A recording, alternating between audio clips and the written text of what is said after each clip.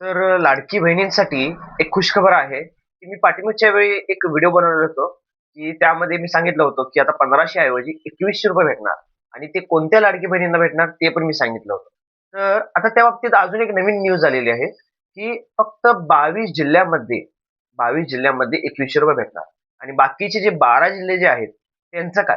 त्यांना मग पैसे किती भेटणार? त्यांना 2100 भेटणार काय 1500 भेटणार? तर पैसे भेटणारच नाही आणि किती लाख लाडकी बहीण जे पात्र झालेत किंवा अपात्र झालेले आहेत या 2100 साठी. तर त्यांचं काही सुद्धा हे जे आहे, हे सगळं आता आपण पुढं व्हिडिओमध्ये जाणून घेऊया माहिती. कोणाकोणाला भेटणार, तुमचा जिल्हा कोणता आहे ते पण मी सांगेन. तर तुम्ही कमेंट करा, की तुमचा कोणता जिल्हा आहे आणि मी पण तुम्हाला ते सांगेन, तर म्हणजे तुम्हाला लवकरात लवकर कळेल. तर अशाच नवीन माहितीसाठी आणि नवीन-नवीन अपडेटसाठी आपल्या चॅनलला सबस्क्राईब करा, लाईक करा, शेअर करा. जास्तीत जास्त करून आपल्या चॅनल सबस्क्राईब करा, म्हणजे मला छान वाटेल. तर आता आपण व्हिडिओमध्ये जाणून घेऊया, की नेमकं ते जिल्हे कोणते आहेत, की 22 जिल्हे. जे हे 22 जिल्ह्यामध्ये फक्त ते ₹2100 भेटणार म्हणून असं एकनाथ शिंदे यांनी सांगितले आहे. कारण की त्यांनी एक यादी आलेली आहे 22 जिल्ह्यांची.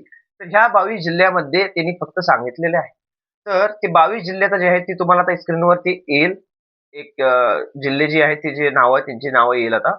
तर ह्या जिल्ह्यामध्ये आता ₹2100 भेटणार म्हणून सांगितलेले आहेत ते. तारीख अजून सांगितली नाही, बट लवकरात लवकर तिथं त्यांना ₹2100 देणार.